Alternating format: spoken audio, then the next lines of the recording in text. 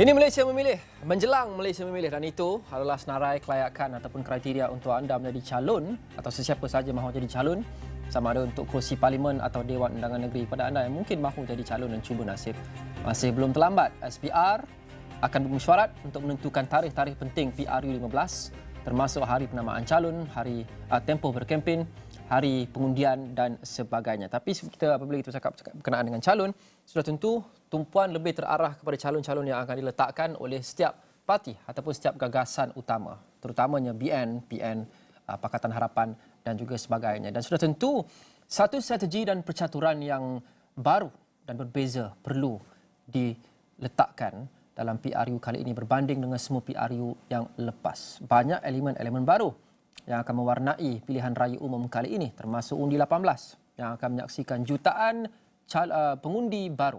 Dan mereka ini kebanyakannya mungkin masih lagi belum membuat keputusan. Dan antara strategi yang terpenting untuk setiap parti juga adalah untuk tampilkan bukan sahaja wajah muda tetapi wajah-wajah baru. Baru ini, Presiden UMNO Datuk Seri Ahmad Zahid Hamidi berkata UMNO dan Barisan Nasional mungkin meletakkan 70% wajah baru. Tapi adakah setakat wajah baru sahaja cukup untuk memikat hati dan minda pengundi? Saya mahu berbincang bersama dengan penganalisis politik Profesor Madya Dr. Ahmad Martada Muhammad. Prof, Assalamualaikum. Waalaikumsalam. Kita dengar banyak parti dan baru ini juga Barisan Nasional sebagai contoh kata akan letakkan sehingga 70% wajah baru, Prof.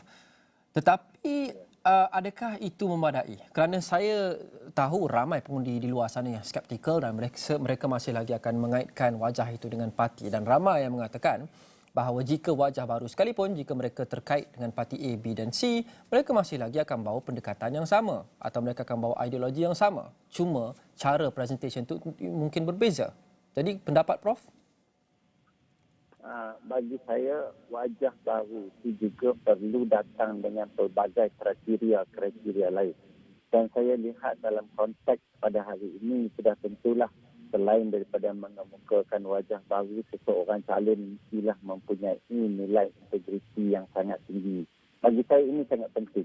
Mana-mana parti, mana-mana calon yang akan ditonjolkan mestilah seorang yang mempunyai integriti yang tinggi.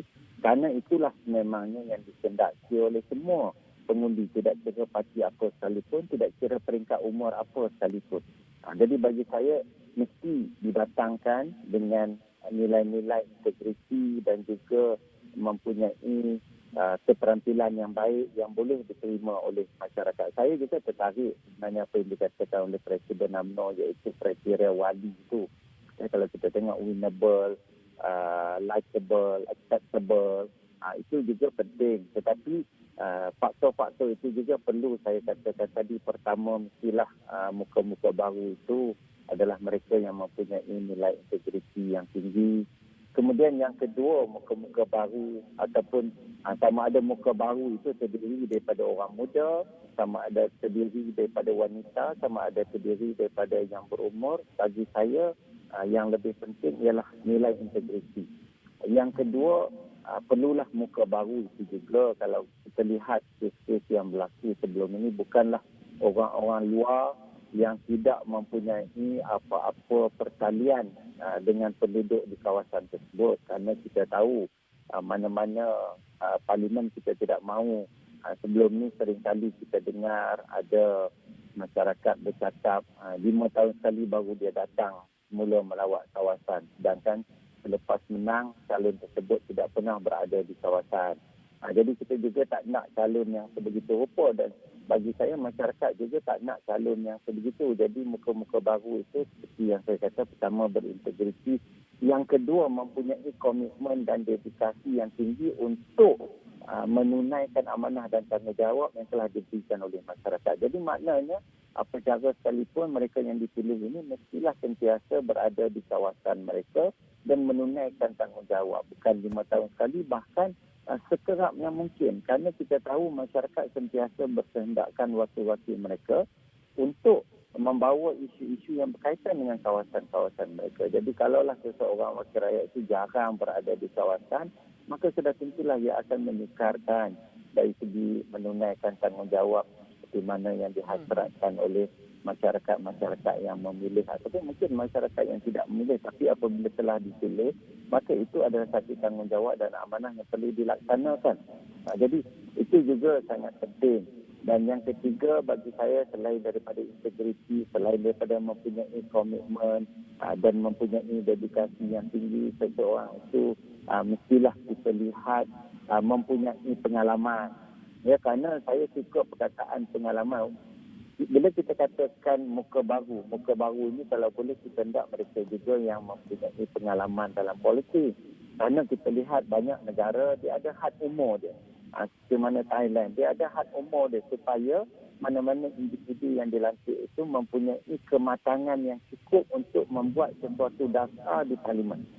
Adakah Prof merasakan rata-rata secara umumnya rakyat Malaysia masih lagi memilih mengikut parti atau calon?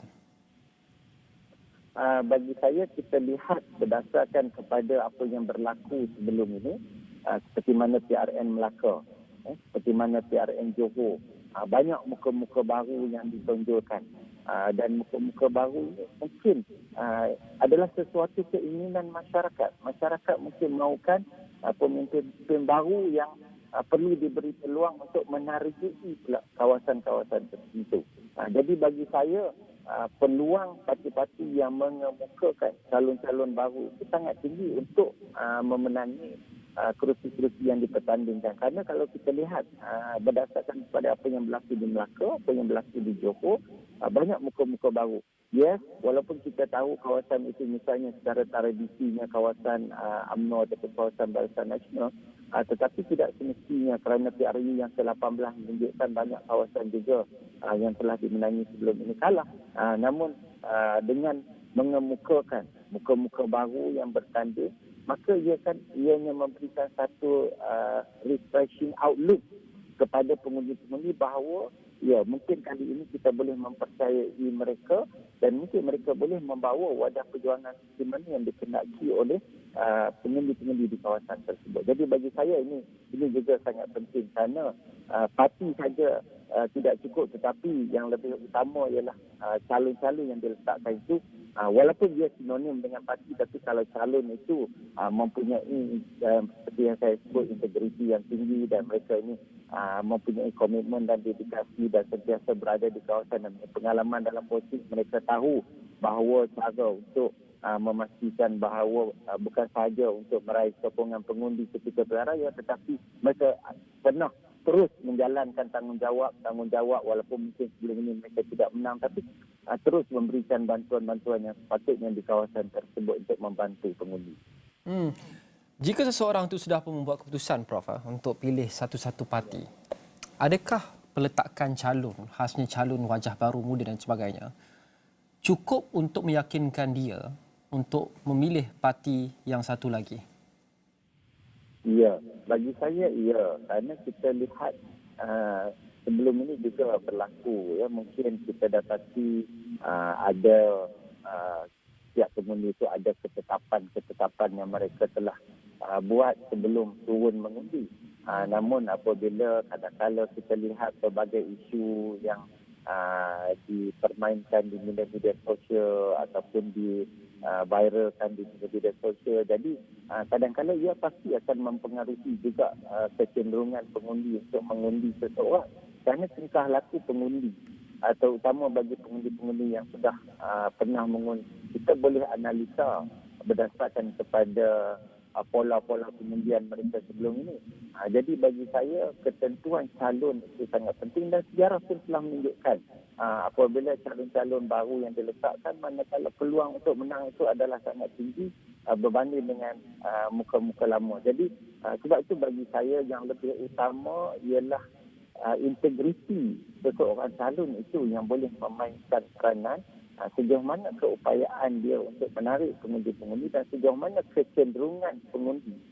Pola pengundian itu boleh diarahkan kepada untuk mengundi seseorang calon yang mungkin tidak ada apa-apa isu di belakang. Jadi dia akan pasti memberikan kelebihan kerana calon-calon yang sebegini mudah untuk membawa dan memperjuangkan apa juga manifesto parti mereka tanpa dibelenggu ataupun tanpa perlu menjawab pelbagai tomahan-tomahan ataupun pelbagai kritikan-kritikan yang mereka terpaksa hadapi demi untuk memastikan bahawa mereka boleh menjawab segala kritikan-kritikan tersebut. Jadi bagi saya, mereka yang berintegriti mudah untuk mengemukakan apa juga manifesto yang akan mereka laksanakan nanti dan mudah untuk menumpukan sepenuh perhatian mereka untuk menjalankan kempen bagi meraja.